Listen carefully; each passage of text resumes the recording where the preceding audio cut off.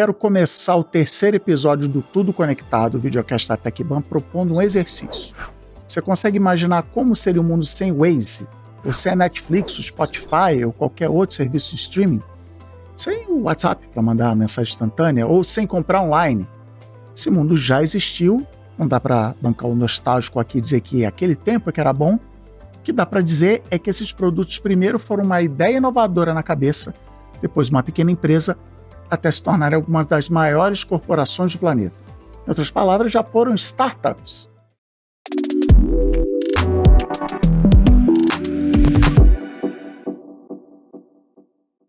Hoje a gente vai falar sobre todo esse ecossistema de inovação, o papel das startups no desenvolvimento de soluções digitais e o que a TecBan está fazendo para ajudar algumas ideias a saírem da cabeça para facilitarem a vida das pessoas quando o tema é mercado financeiro e novos negócios. Eu sou Cris Dias e hoje a gente recebe no estúdio Marcos Pedroso, gerente de parcerias e inovação aberta na TecBan, e Marina Almeida, head de inovação aberta da The Bakery. Bom, primeiro, obrigada pelo convite de estar aqui com vocês. Obrigada, Marcos, prazer rever você. Eu sou a Marina, eu trabalho na The Bakery, que é uma empresa de inovação corporativa, então a gente ajuda grandes empresas a se conectarem com esse mundo da inovação, de startups, mas principalmente a gente ajuda as empresas a usarem a inovação como uma alavanca estratégica para o crescimento de seus negócios, né? A inovação ela tem que estar conectada com a estratégia corporativa. E eu cheguei nesse mundo da inovação já há alguns anos. Antes de me juntar à The Bakery, eu tive uma carreira de 12 anos na Natura, do grupo Natura & Co., onde eu pude trabalhar em diversas áreas de inovação, desde inovação em negócios, inovação digital, novos negócios e inovação aberta com startups. O mundo de inovação é aquele que quando o bichinho pica, a gente fala que nunca mais a gente sai, porque a gente ama. Então, eu já tenho aí quase uns 7, 8 anos trabalhando com essa temática. Boa, e você, Marcos? Estou na TecBan há 11 anos, né? Então acabei entrando ali pela área de tecnologia, formado em tecnologia. E aí depois fui trilhando, acho que algumas coisas. A própria inovação, acho que depois que você é picado, por isso você acaba não ficando, acho que muito parado. Então acabei entrando pela área de tecnologia, atendia demandas de bancos, e aí depois eu comecei a olhar como surgiam novos negócios. E aí, mas eu não consegui diretamente ir para uma área de novos negócios, então eu fui para o escritório de projetos e depois eu trilhei para novos negócios. Boa. E aí em 2018 que teve ali a entrada, né, a criação de novas plataformas, que é onde a gente começou, acho que a ter essa maior interação, principalmente no desenvolvimento de novos produtos. Mas anteriormente também trabalhei no grupo Bradesco, né, então acabei entrando lá pela Bradesco Vida e Previdência, depois passei pela área de tecnologia do banco e depois fui para a parte também de canais lá em Bradesco Seguros e Previdência. Legal. Eu falei aqui na abertura como seria o mundo sem startups. Eu quero perguntar isso para vocês, mas eu vou usar minha prerrogativa de apresentador aqui também e responder. Porque eu vi essa pergunta e falei assim, cara, se não fosse startup, a gente literalmente não estaria aqui, porque quantas tecnologias envolvidas, né, desde onde alguém está vendo ou escutando a gente agora, tá, sei lá, câmera, tecnologia de software, de compressão de vídeo e tal. Então, eu não estaria sentado nessa cadeira aqui se não fosse. Mas vamos fazer esse exercício, sei lá, eu acho que é futurologia ao contrário, de como você vê o mundo se não fosse inovação, não só na prática, que nem eu falei, mas de jeito de trabalhar.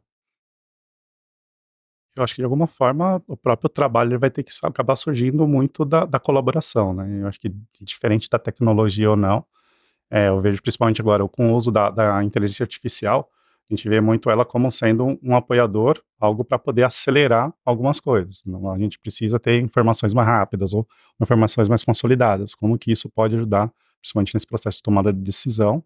E aí eu acho que cada vez mais vão surgir essas automações e provavelmente o trabalho intelectual vai ser o que vai estar prevalecendo. Quer dizer, além do produto em si, tipo que eu falei, o Spotify, o site de e-commerce, você acha que startups também ajudam no jeito de trabalhar, no processo de trabalho ali no dia a dia, acaba impactando perfeitamente.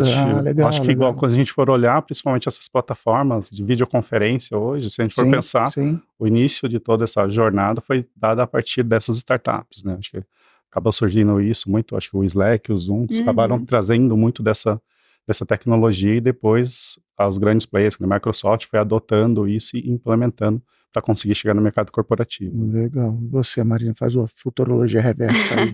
Vou fazer, mas antes só complementando muitas startups elas disruptam o mercado, né? E aí quando elas fazem isso, elas mudam completamente a forma como a gente se comporta, como a gente interage, como a gente se relaciona. Então, na realidade, vai muito além, né, só da tecnologia, mas traz impactos para a gente como sociedade.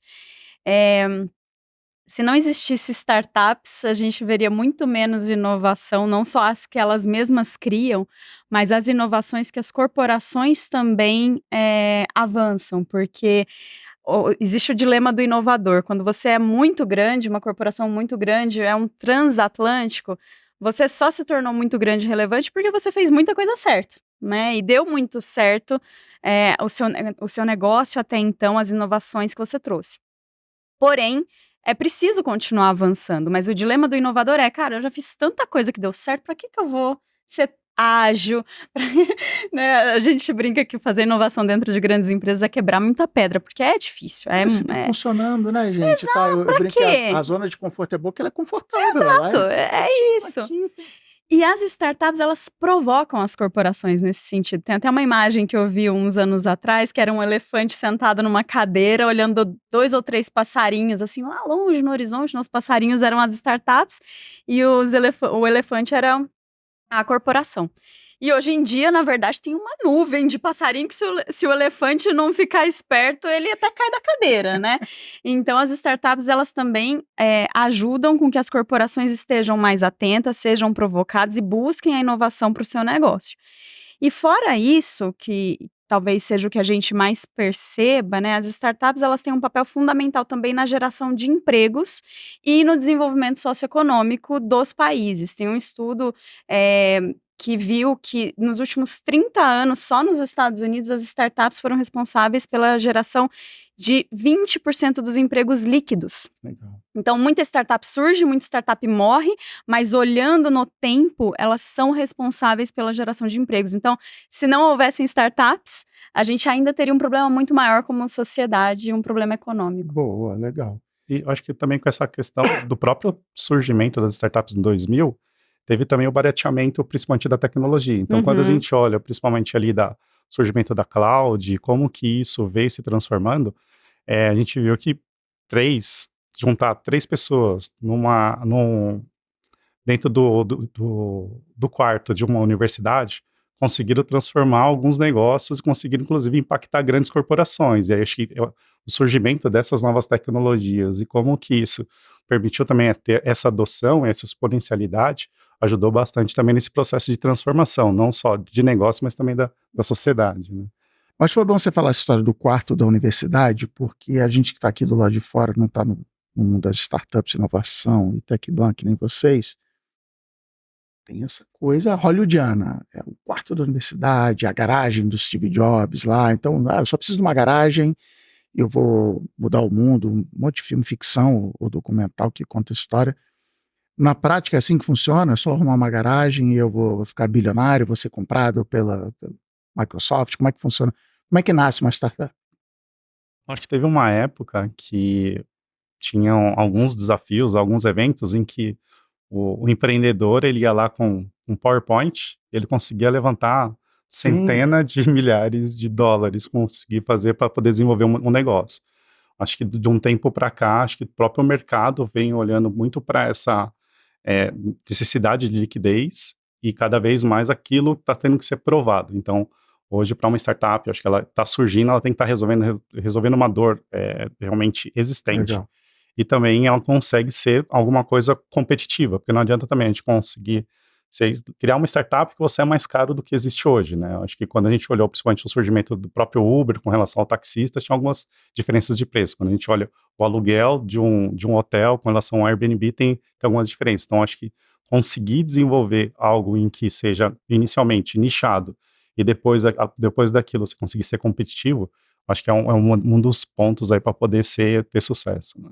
Legal. Nessa história de nascimento, de como nascem as startups, você acha, Marina, que elas nascem do famoso eu vou resolver um problema que eu já tenho, então é isso, eu queria ficar no hotel, não tinha hotel, inventei o Airbnb.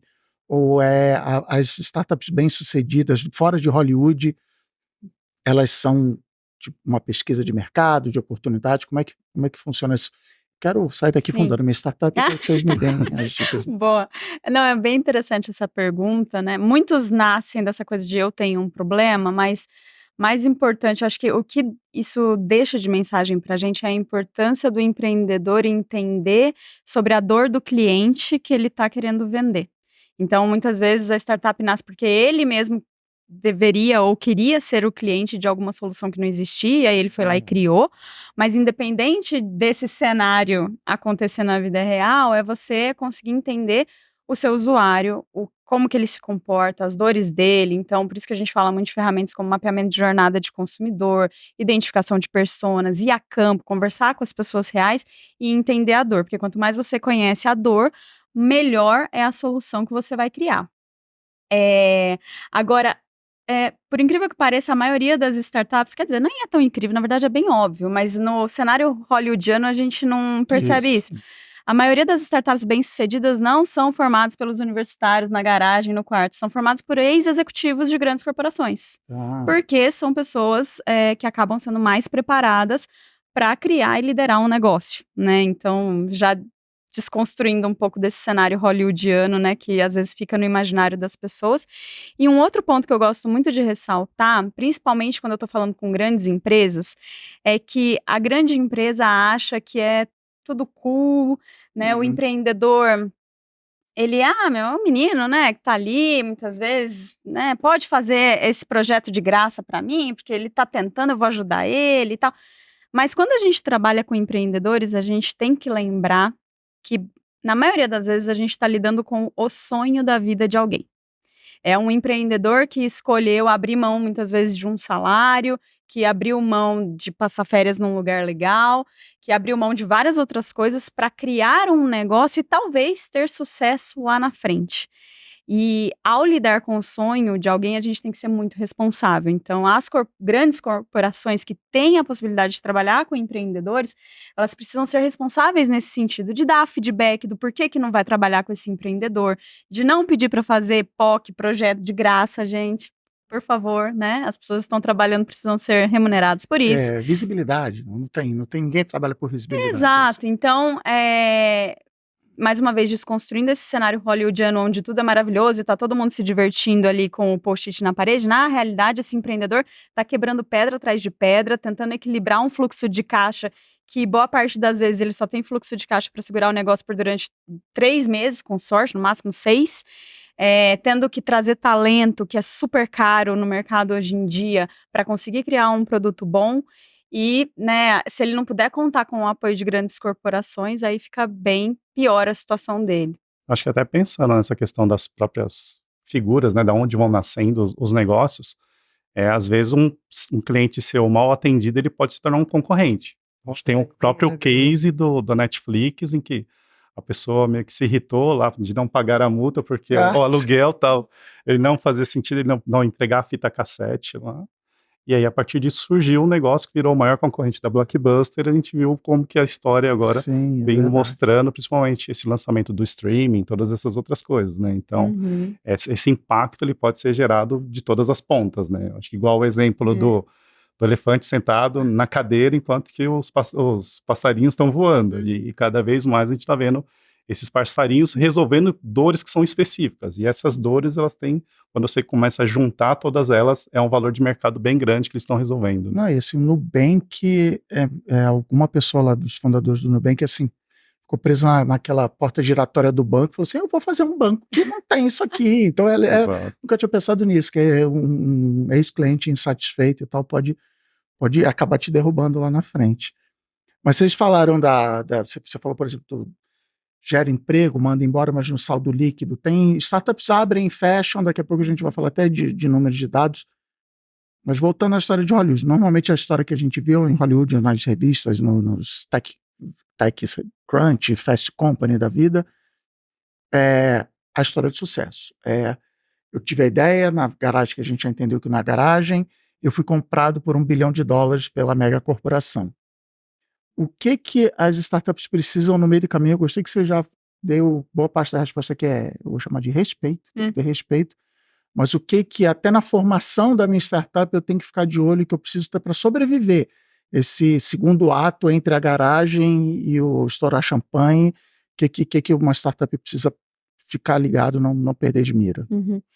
Acho que não é uma resposta bala de prata, né? Assim, não tem uma receita de bolo, mas invariavelmente o empreendedor ele precisa estar atento a alguns fatores. Obviamente, a gestão do próprio negócio dele, fluxo de caixa, como que ele vai construir minimamente alguns processos para o negócio funcionar bem. Então, ele tem que ter isso em mente. Ele tem que conseguir capital de alguma forma para rodar o negócio, seja esse capital um investimento ou um cliente que ele conseguiu pagante, né? Um cliente pagante. Muitos empreendedores acabam usando os próprios recursos, né? Por isso que eu falei tanto da importância do respeito, que é o chamado bootstrapping, quando ele usa os recursos próprios. Mas, de alguma maneira, ele tem que ter algum capital para investir. Ele tem que estar muito atento ao time, que é um fator fundamental para o sucesso de uma startup, ter os talentos certos e conseguir incentivar essas pessoas da maneira correta, né? Muitas startups acabam usando estratégias de divisão societária com as pessoas que entram ali no negócio, né? Para justamente poder motivar e conseguir atrair bons talentos, porque eles não têm um capital abundante para pagar salários exorbitantes, né? Então, essa é uma alternativa. Foco no produto, com certeza. Então, esse olhar muito atento, de novo, né, para a dor do cliente, para entender se o produto que ele está criando tem a necessidade no mercado, tem alguém que queira comprar. E acho que, de forma geral, são esses principais pilares que o empreendedor tem que estar atento e tem que estar trabalhando. Não é achar que vai passar um caminhão de dinheiro lá na porta e tá tudo resolvido. Até porque o dinheiro não resolve boa parte dos pilares, é só um deles, né? Uma coisa que a gente acho que viu bastante no passado também era aquilo que era lançado uma startup nos Estados Unidos e vinha um brasileiro, vinha para cá, agora vamos fazer o negócio de compras coletivas. A gente via que sim. o pessoal sempre tentava copiar isso tudo e urbano, alavancar. Isso aqui é lá urbano, isso aqui é lá urbano. Isso, e aí a gente vê, eu acho que muito dessa questão, porque às vezes o pessoal conseguiu levantar dinheiro, tinha até grandes times técnicos, mas não conseguiram alavancar. Eu acho que muito desse ponto de sucesso é a partir do momento que você está conseguindo realmente resolver uma dor. E o outro ponto, recentemente eu tive lá no Amapá, junto com o pessoal da B Startups, no Startup 20, né, que foi o encontro da G20, para poder olhar para esse processo de inovação, como que os 20 maiores países, maiores economias estão tratando essa questão de startups e inovação. E lá eu vi muito assim, de viver a realidade daquela região. Então a gente vê muito dessas questões que, é o Vale do Silício, é a Ásia, mas a gente também tem que ter um pouco mais assim de orgulho pelo que os brasileiros conseguem fazer com relação ao empreendedorismo, acho que por toda a questão de tributos, toda a questão de complexidade para a gente conseguir fazer um negócio. Não é o Vale do Silício. Exato. Mal não é o Vale do Silício, é perfeito isso. A gente tem essa tendência, até por não só ler publicações estrangeiras, como ler publicações brasileiras que traduzem e achar que é aquilo, mas é isso, tem tributo, tem até tamanho, estrada, então quais são as coisas que você diria para quem não só está começando uma startup, como quem está investindo, contratando, fazendo parceria com startup, a gente fala assim, cara, isso aqui não é o Vale do Silício, presta atenção nisso, cuidado com isso aqui é uma armadilha, porque se você achar que é assim, todo mundo vai se dar mal, a startup vai se dar mal, você vai se dar mal. Porque às vezes não só a tecnologia está resolvendo, acho que tem questões principalmente fiscais, a gente está vendo uma série de startups, quando a gente até mesmo foi criada essa questão de criptomoedas, né? Acho que criou, e aí agora está meio que apaziguando a partir de toda a parte regulatória. Então, acho que ela está ali para poder alavancar, realmente testar aquela tecnologia e mostrar. Mas tem também o arcabouço legal que a gente está vendo agora um movimento também, acho, do legislativo de tratar essas questões e como que vai dando, acho que mais um caminho para a inovação ser tratada. Porque do contrário, começava a lançar algum serviço, vinha alguma liminar e bloqueava aquilo. A gente viu, acho que um tempo que foi o próprio Uber, o próprio pessoal também do Boozer, que tinha também, acho, esses bloqueios. E a gente vê, acho que muito mais depois isso foi flexibilizando. Acho que Ali a legislação está entendendo que precisa mudar alguns pontos e estão fazendo as ações para isso. E o Banco Central aqui no Brasil, ele é muito pró-inovação, né? E isso está posicionando o Brasil, talvez de uma maneira nunca antes vista, né? Com um país muito relevante na vanguarda da inovação e da tecnologia. O movimento do Pix, ele serve de inspiração hoje para os Estados Unidos, por exemplo. Sim. Então, e Os esse amigos é um americanos tipo ficam, olha esse aplicativo que você... Tem Pix, isso no Brasil chama Pix, tá no meu Exato. banco, eu não tenho que instalar nada, não tem que... Não, outro dia a gente estava discutindo, uma pessoa estava precisando abrir uma conta ou resolver algum problema num banco internacional, gente, precisava mandar carta, precisava ir não, sério, mandar carta, precisava ir presencial no banco, assim, uma burocracia que hoje a gente não vê no Brasil mais, por mais que a gente tenha vários outros problemas, né, mas o segmento financeiro é um que vem se destacando muito, Sim. graças a N fatores, né, mas ao papel muito sólido também para a inovação do Banco Central. E acho que até indo na linha do direcionar, talvez, os empreendedores, se o empreendedor ele consegue ir lá e acompanhar como que está essa base regulatória, o sandbox do Banco Central, ele consegue entender quais são as linhas de negócio que o Banco Central está fomentando e como que isso também pode ajudar aquela startup a já ter uma ideia do que vai acontecer no futuro com relação a meios de pagamento, contas digitais, todo esse movimento. Às vezes tem mais gente interessada em ver. A China tem uma tendência, cara, vê a tendência no Brasil que já, né, que é até onde você está. Bom demais. Mas aí, é o seguinte, você não trabalha numa startup, você trabalha numa grande corporação. Isso aí, tudo que a gente está falando não serve para grande corporação, inovação, quem trabalha em grande empresa, que não está na garagem, que não está no quarto da universidade, pode se aproveitar de tudo isso que a gente está falando até agora. Não, perfeito, dá sim. Eu acho que tem algumas jornadas, provavelmente quem trabalha com inovação, talvez a Mari tenha passado por isso, tem aquilo lá que você vai fazer o safari executivo. Então você leva o executivo nos ecossistemas de inovação, que ele vai lá para poder ver como que as startups trabalham, conversa com uma, conversa com outra, faz os demo days. E aí isso daqui vai meio que tentando influenciar. A gente veio aí, principalmente na TechBan, percorrendo acho que esse caminho de 2018 para cá, tentando fomentar esse processo. A gente já conseguiu bastante vitórias. A gente está posicionado hoje também no InovaBra, né? Então a gente vem consumindo também, não só das startups de lá, mas participando dos eventos. A gente começou lá no InovaBra, né? Legal. Fomos habitantes lá. É legal esse modelo, porque é isso, você falou de coabitar, de sentar do lado e ver como é que funciona, né? E aí a gente está fazendo outro movimento também, que é conseguir apoiar também as universidades. Legal. Então, a gente vem trazendo alguns projetos dentro de casa, trazendo junto com as universidades para testar qual é a visão daquela pessoa, o jovem, com relação a um produto financeiro. A gente vem testando isso até para ir validando esse negócio.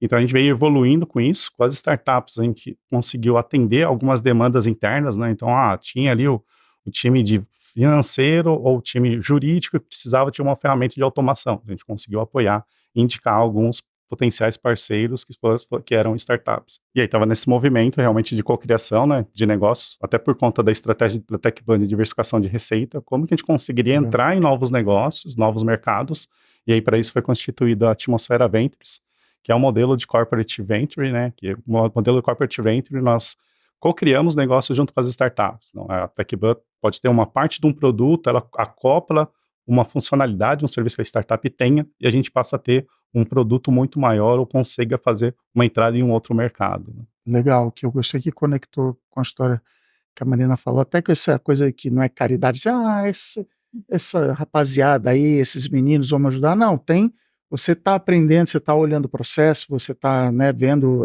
o dilema do inovador, você está vencendo o dilema do inovador, que nem você falou, e ajudando internamente, e aí dá para aplicar dentro da empresa, ou você falou do diâmetro, não, já está, isso aqui não tem jeito, é monolítico, não vamos mudar. Como é que eu pego essas coisas que eu vi nessas histórias todas que o Márcio contou e começo a aplicar dentro da minha empresa?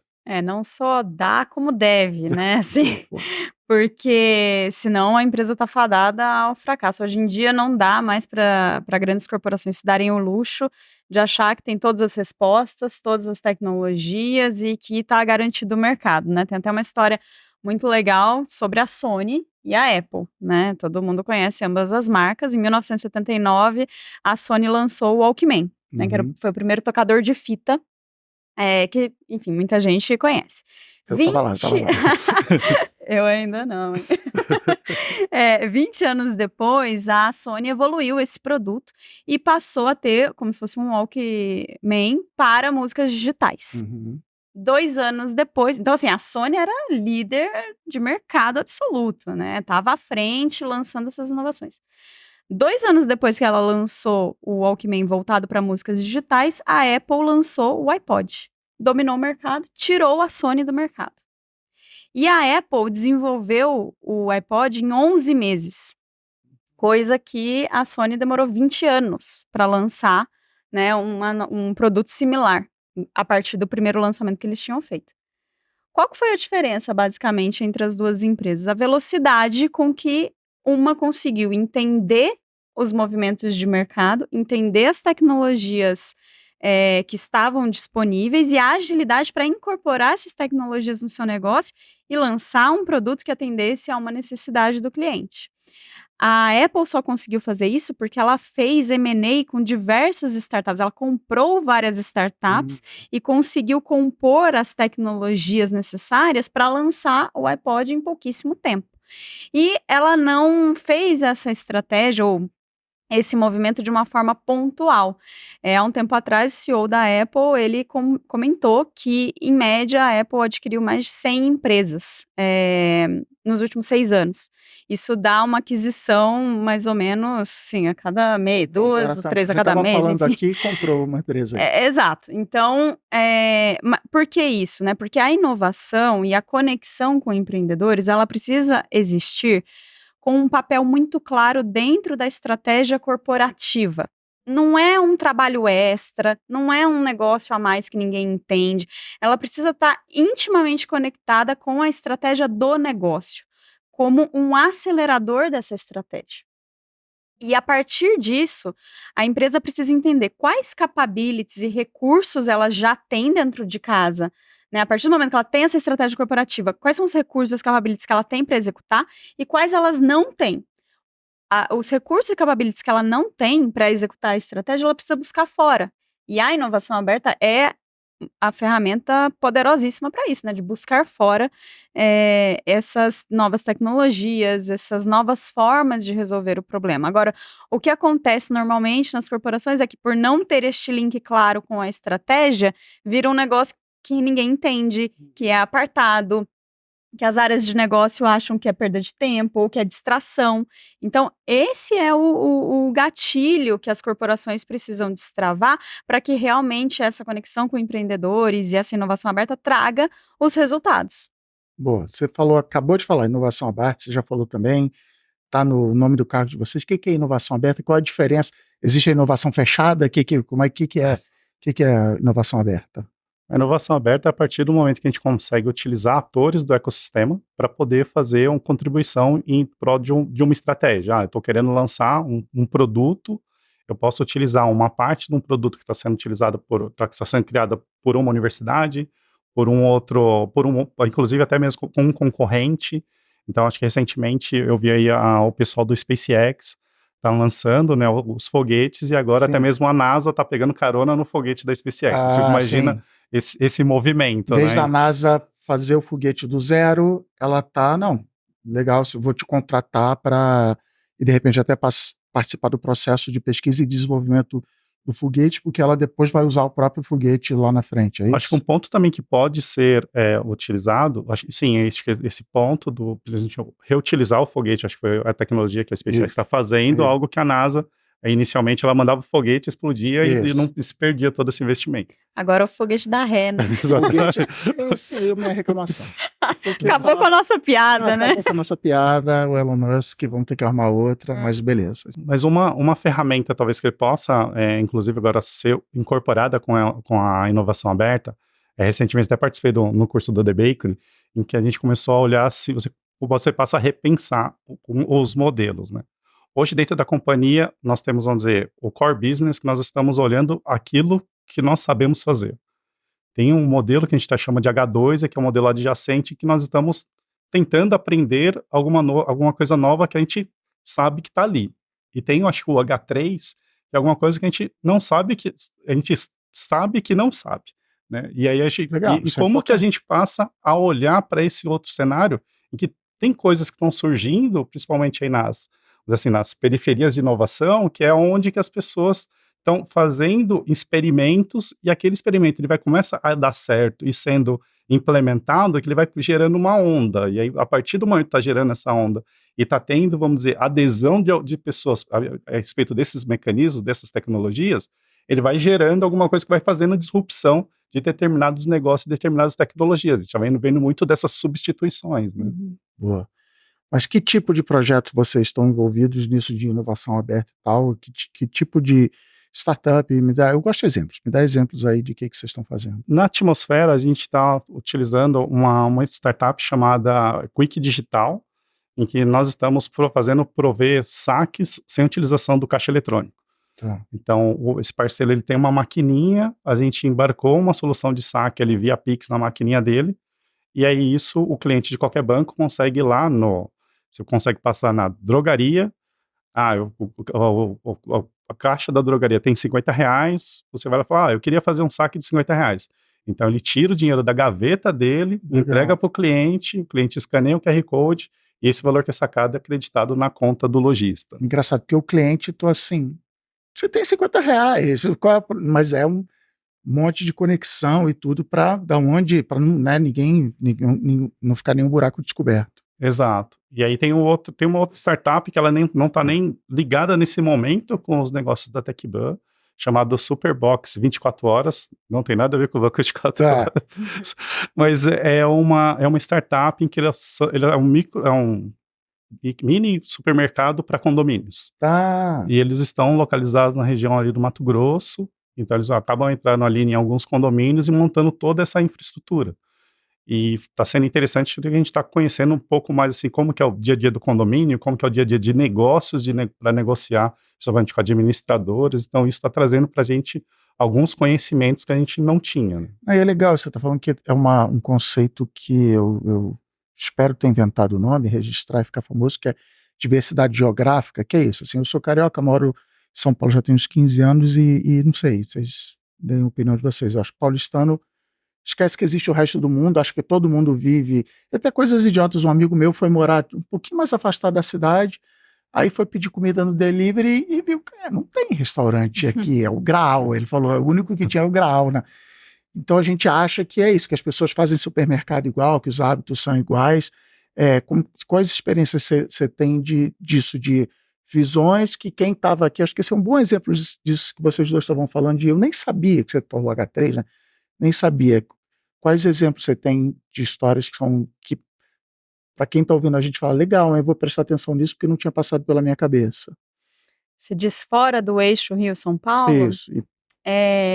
Bom, primeiro que eu acho que definitivamente a gente como país precisa fomentar o desenvolvimento do ecossistema em outras regiões, né? Hoje a gente sabe que por mais que São Paulo seja um polo, mas o eixo Rio-São Paulo ele é muito forte para o empreendedorismo, enquanto que outras regiões ainda não tão fortes. O Sul tem um número aqui que a AB Startups tem 2.593 empresas autodeclaradas startups no Brasil, mas mais da metade delas está no Sudeste, está no famoso eixo Rio-São Paulo. Você está falando, então a gente precisa liberar o trânsito de São Paulo, galera. A Dutra também está muito engarrafada, então como é que a gente ajuda a melhorar? Exato, eu acho que tem assim, hoje em dia, né, a região norte, ela tem recebido uma atenção muito bacana nessa temática, por conta, obviamente, da região da floresta amazônica, que é um tema que está nos jornais do mundo todo, né, então todo mundo está olhando para a Amazônia, mas de fato é um ecossistema ainda que precisa de muito fomento e desenvolvimento, né? Então, eu já tive a oportunidade de rodar alguns programas de incubação, de aceleração de startups na região, e lá a gente vai encontrar, basicamente, a grosso modo, tá? O empreendedorismo territorial, que são pessoas que vão estar, por exemplo, criando uma forma de levar água potável para a sua comunidade, que é super necessário, né? Então, esse é um tipo de empreendedorismo que precisa acontecer, mas que ele não comunica com o universo startupeiro, de levantar rodada de capital e tudo mais, que é outro tipo de desenvolvimento que a gente precisa levar para lá. Quem fez isso muito bem no Brasil, todo mundo sabe, Florianópolis, né, a Todo Fundação mundo sabe, não, eu não CERT. sei. Conta Ah, aqui, eu não sei. desculpa. A Fundação CERT, junto com outros atores, né, desenvolveram muito bem ali o ecossistema de Florianópolis, que tinha esse problema justamente de que os talentos, né, os engenheiros que eram formados ali, todos eles saíam da região. Iam embora, vinham para São Paulo, Já fala provavelmente. que nem eu também sou culpado. Exato. E aí, poxa, como é que a gente faz para os talentos ficarem, né, na região? Que é o que acontece na Amazônia hoje também. A geração mais jovem e que tem condição de sair, eles buscam sair porque eles querem oportunidades. Uhum. E aí, a Fundação CERT, como eu falei, junto com outros atores, foi aos poucos desenvolvendo esse ecossistema. Para desenvolver ecossistema, primeiro, é um programa de longo prazo, não é da noite para o dia. E Não é a uma gente. canetada. Não é uma canetada, infelizmente, né? Podia até ser, porque daí a gente já resolveu os problemas, mas não é. E a gente precisa olhar em diversas dimensões, desde, de novo, acesso a capital, talento, educação, disponibilidade de tecnologia, ter empresas na região que queiram se abrir para trabalhar com esses empreendedores, né? Na The Baker a gente costuma dizer que a melhor forma de você acelerar um empreendedor é fechando negócios com ele. Né? Então, as empresas aí têm, mais uma vez, um papel, uma responsabilidade importante na região também, como é que fomenta e abre as portas.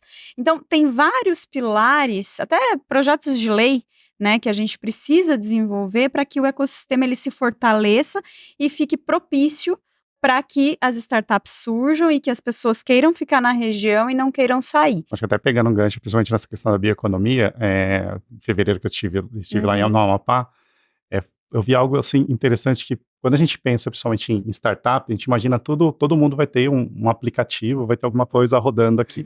Uhum. E na verdade lá o que nós vimos foi assim, algo muito interessante. Imagina que a pessoa lá, uma startup criou tipo um Yakult para peixe. Tá bom. E aí a gente conversando com o cara, mas o porquê que faria o Yakult, um modelo de Yakult, na verdade, Probacilos para peixes? E o que essa pessoa que fez a pesquisa identificou era que ele dando esse tipo de alimento para o peixe, ele reduzia 30% a quantidade de ração que tinha que dar para aquela criadora.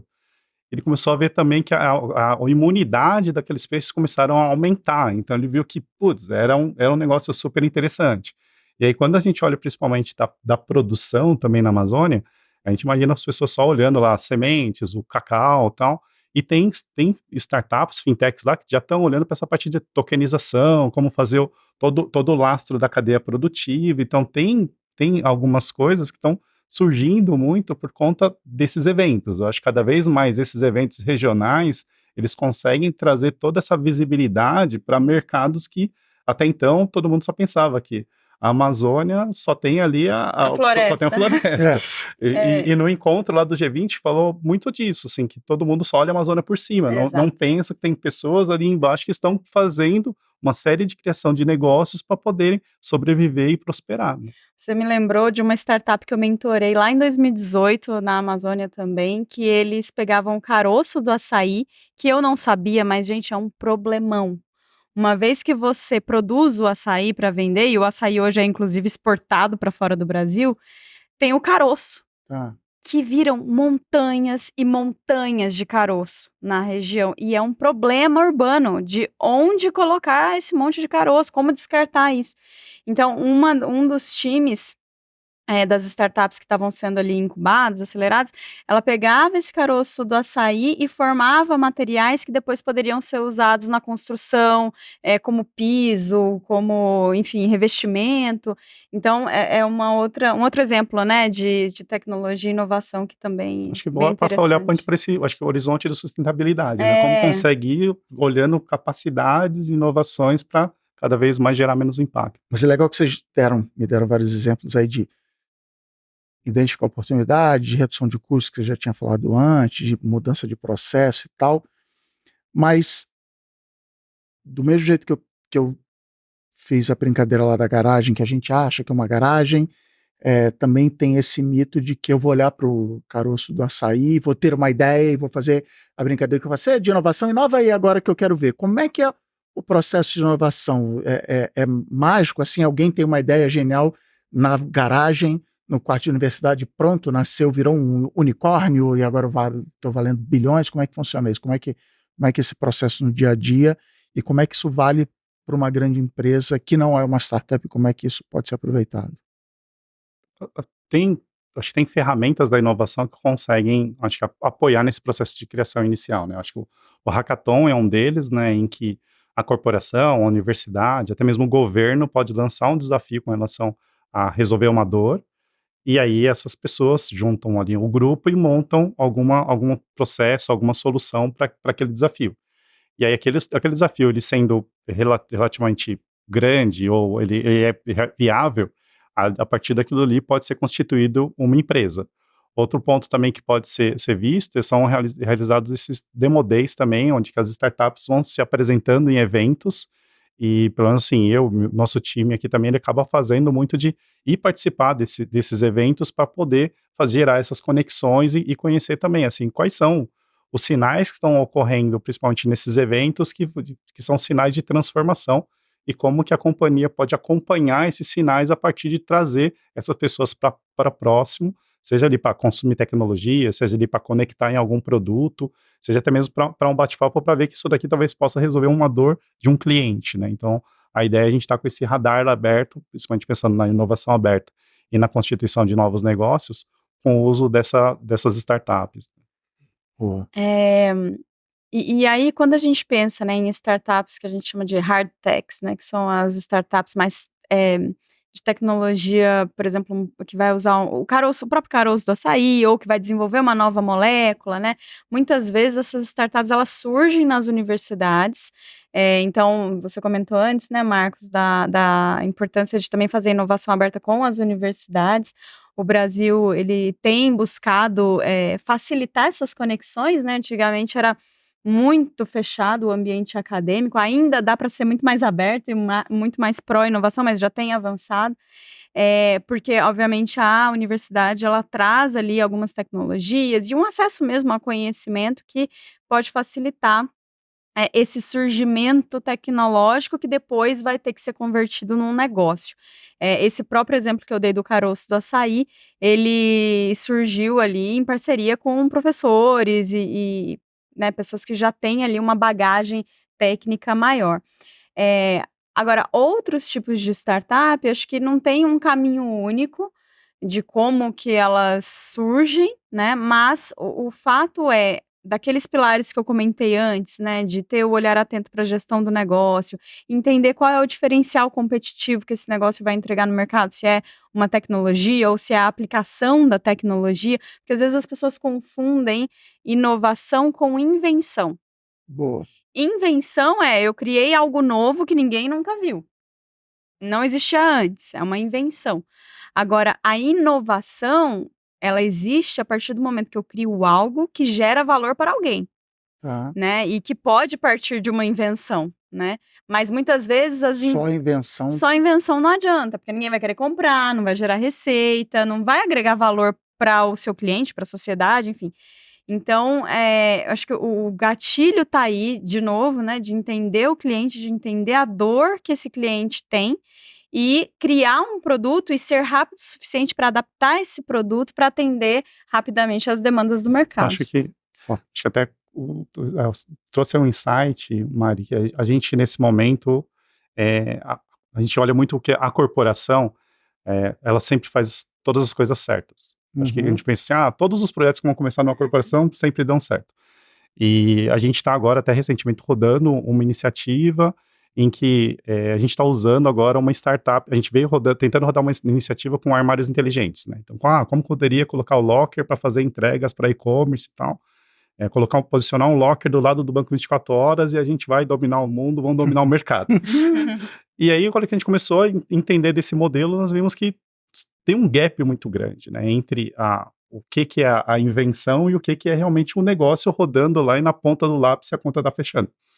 E até utilizando agora as startups, principalmente do ecossistema de impacto social, a gente participa do ecossistema lá também do Garagem do BNDES, que são selecionadas startups de impacto social, e nós estamos agora com uma parceria com uma startup chamada Na Porta, em que nós vamos colocar lockers em comunidades no Rio de Janeiro para poder fazer o cliente lá da CIA, que faz uma compra no site da CIA, e receberia aquilo na casa, vamos dizer, na casa do patrão dela, ou no emprego dela, ela consegue, ela morando em comunidades, a Na Porta faz entrega em comunidades. Então, a gente vai estar posicionando alguns lockers na proximidade de comunidades, e essa pessoa ela desceu ali da condução, ou está no trajeto dela de volta para casa, ela consegue pegar lá e fazer realmente o recebimento daquela mercadoria dela. Então, a gente está olhando isso também, acho que como uma série de aprendizados. E aí, quando a gente olha principalmente para esse nascimento de startups, a gente vê assim, que são startups que nascem com algum benefício, com um foco para eu quero gerar resultado, tem outras startups que geram com o objetivo de gerar impacto, né? Então, isso daqui a gente deu sorte de ter cruzado também com uma dessas startups, que era um projeto que a gente vinha tentando, via que aquele negócio não estava engatando, e aí agora, talvez aqui com eles, a gente começando esse projeto em Cidade de Deus, vai dar certo. Sensacional. É legal você falar, você dá esse exemplo, você fala da invenção versus inovação, porque valoriza-se muito a ideia, né? E eu sou formado em tecnologia, vim para o mundo da comunicação, e uma das coisas que me chocou no mundo da comunicação é a valorização da ideia. Eu tive uma ideia, um locker do lado do banco 24 horas e pronto, parabéns para mim, agora você vai e executa. E no mundo da tecnologia, uma coisa que tem até lá no filme do Mark Zuckerberg, lá da rede social, que é assim, cara, você teve a ideia, mas senta agora, faz, executa, né? Execução. E aí eu gostei do teu exemplo, que mostra o que execução é importante, entre outras coisas, porque ao executar você vai descobrindo, inclusive, que aquela ideia era uma furada, não dava, precisa mudar, aí aplicações reais, mas ainda tem, de novo, na imprensa, nos filmes, ele é genial, olha o aplicativo que ele inventou, essa ideia que ninguém nunca teve. E foi um processo de execução, e uma brincadeira que a gente faz no mercado eu tive uma ideia, mas antes de te contar, eu quero que você assine um contrato. Cara, então nem me conta. Nem me conta não, porque... E aí eu trabalhei num lugar, numa produtora, que era uma produtora de audiovisual, mas que tinha um pessoal de tecnologia, que teve um projeto muito bem sucedido lá, e o meu chefe foi dar parabéns para o cara de tecnologia que ele inventou, parabéns pela ideia, e o cara falou, tem, sei lá, 15 anos essa história, a frase que eu levo comigo até hoje, que ele falou, cara, ideia é mato, assim, ideia é ideia, você tem que pegar... Você tem que cultivar, você tem que fazer, você tem que tratar aquele matinho ali, transformar em plantação e fazer. Mas ainda existe muito, porque é fácil contar a história da genialidade. Mas a inovação, então, está no. Vou transformar essa pergunta. Com certeza. A inovação está na execução. Não, eu falo, gente, inovação é sobre disciplina, método, processo. O pessoal não gosta de ouvir isso e acha até estranho, né? Até dói o ouvido. Mas se você quer fazer uma inovação bem-sucedida e obter resultados com ela, você precisa ter essas 3 coisas. E uma paixão, né? Porque também não é fácil ali para sobreviver o dia a dia. Para sobreviver e ter muita resiliência. Mas é preciso método, processo e disciplina, porque senão as coisas se perdem. Aquela imagem da inovação na sala com post-it na parede, gente.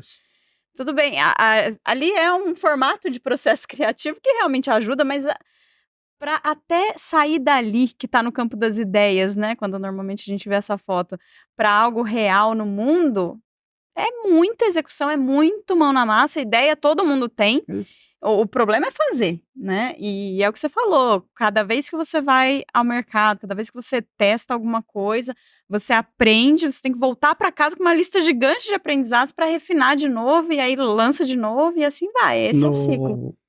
Na TechBand teve até um caso interessante, que foi 2018, a gente teve a ideia de fazer assim, vamos agora conectar o celular num caixa eletrônico para o cliente sacar.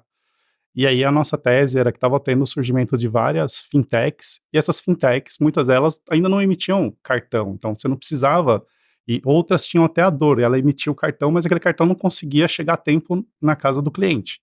Então, a nossa ideia foi criar uma conexão em que um caixa eletrônico era gerado um QR Code, o cliente pega o celular dele, entra na conta dele e diz, eu quero sacar aqui R$20, ele escaneia o QR Code, o banco autoriza aquele valor e o caixa eletrônico vai lá e dispensa o dinheiro.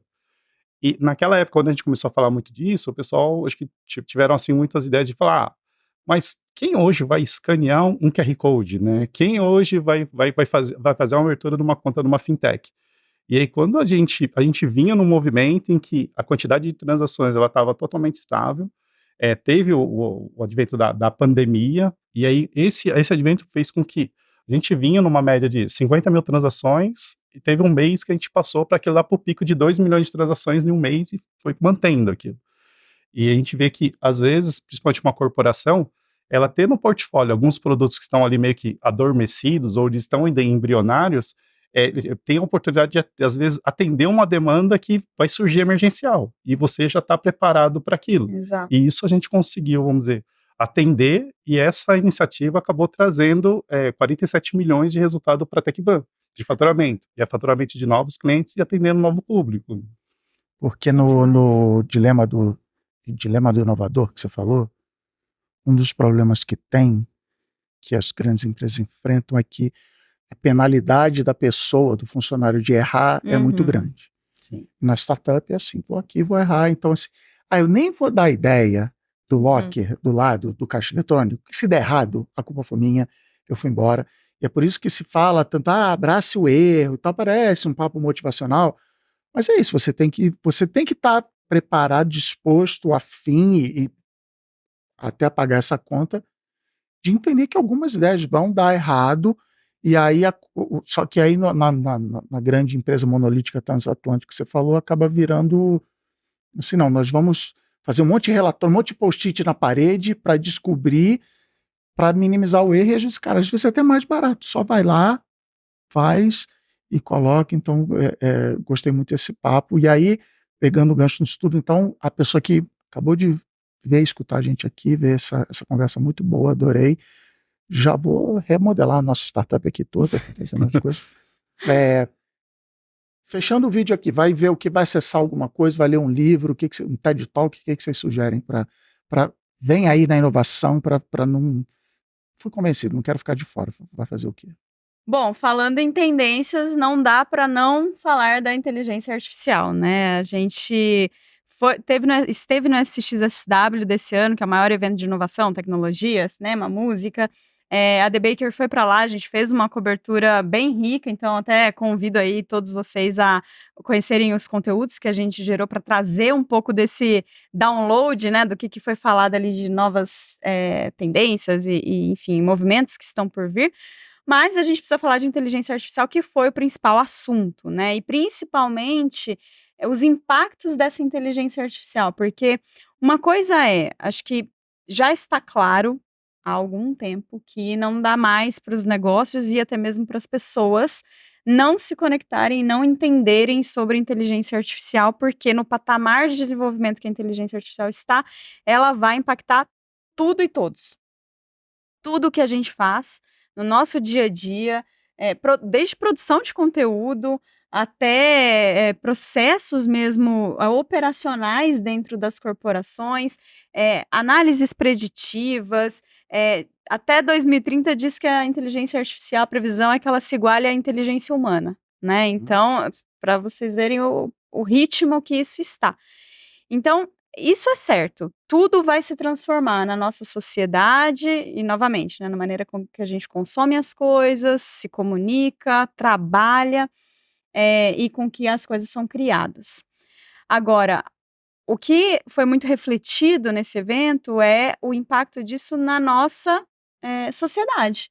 Porque se a inteligência artificial ela já está começando a criar coisas que, em testes cegos, as pessoas avaliam essas criações melhor do que as criações humanas, seja um conteúdo, um texto, um vídeo, o que o ser humano vai fazer, né? Eu já vivi isso, eu já publiquei um texto em alguma rede social aí, que um amigo meu elogiou, e eu falei, se você soubesse... Então, outro dia eu vi também uma análise, eram 2 anúncios, anúncio digital, né? Um escrito por inteligência artificial, outro escrito por humano. O da inteligência artificial tinha mais conversão.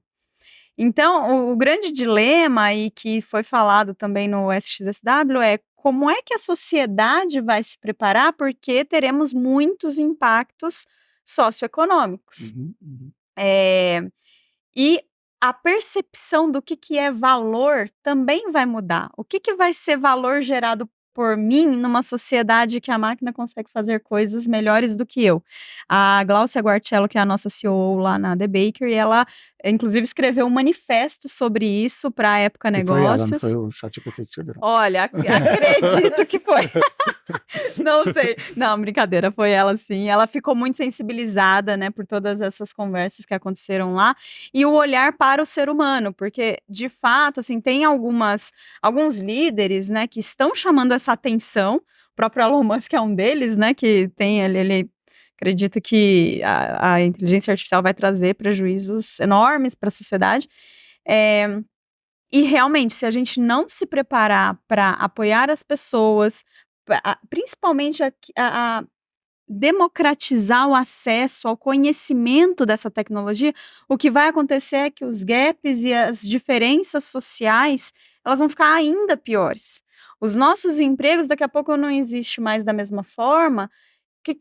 Como é que a sociedade se configura, né? E eu sou uma super entusiasta da tecnologia, sempre coloquei o fato de que nesses movimentos, né, vão surgir outras coisas, vão surgir outras oportunidades de emprego, mas no nível de inovação e agilidade que a inteligência artificial está, realmente é um ponto para a gente olhar com mais atenção, porque do contrário a gente vai ter prejuízos, assim, relevantes, né? A gente, lá no SX, foi falado que nós somos a geração T, né, da transição, que justamente vai ter que entender como reconfigurar a nossa sociedade, tudo que a gente aprendeu até agora para esse novo mundo, né? Então, acho que em termos de movimentos e tendências que a gente precisa estar definitivamente atento, essa é uma que não dá para esperar. A gente precisa agora começar a aprender a mexer com essas tecnologias e num nível, né, mais estratégico, governamental e tudo mais, preparar as bases para que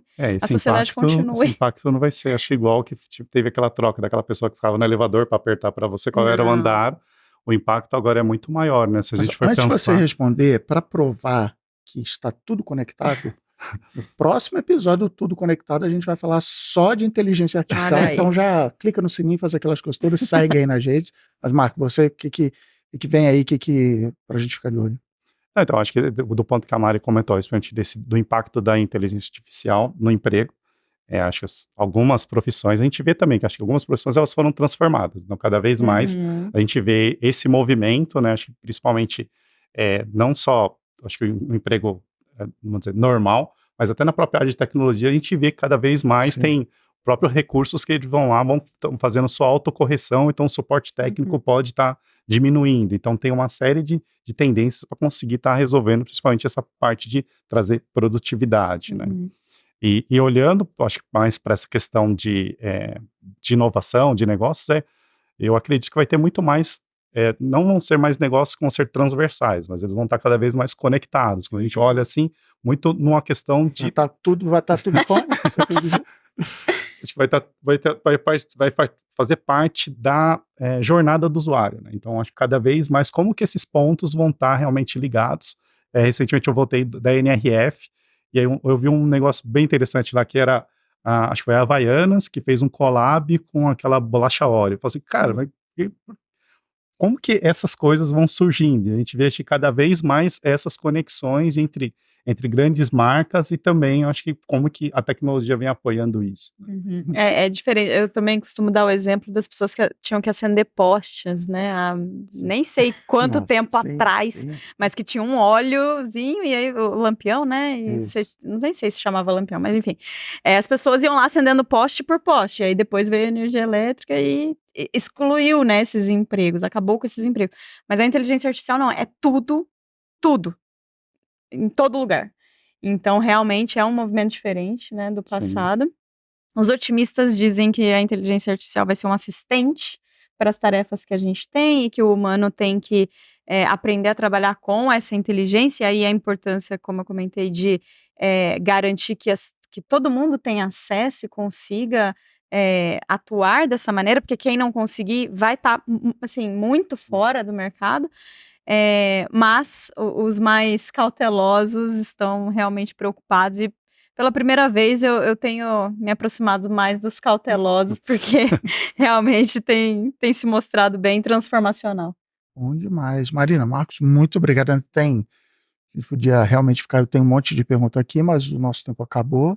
Mas muito obrigado pela visita aqui, por trocar ideia. Aprendi muito com vocês hoje. Bom, eu que agradeço, foi um prazer estar aqui com vocês, adorei o nosso papo, parabéns pelo programa e por todo o trabalho que a TecBan tem feito no mercado, acho que, né, vocês como essa grande potência têm tudo para fomentar o ecossistema, como a gente falou tanto hoje, e agradecer mesmo o espaço, convidar também todos que estão nos assistindo para seguir a The Bakery nas redes sociais, então é @TheBakery e thebakery.com, fica o convite também para vocês conhecerem mais um pouquinho do nosso Vai botar mundo. todos esses links de cases, empresas, startups, tudo na descrição do episódio, no link do vídeo aí, mas legal. Maravilha. Eu gostaria de agradecer e acho que também convidar, né, aqueles empreendedores hoje que têm uma startup, tem interesse também em conhecer a tese da TecBan, acessar o atmosferaventures.com, lá também tem um formulário onde a startup pode se inscrever e esse contato vai gerar aqui para nós uma curadoria, em que a gente entra em contato com essa startup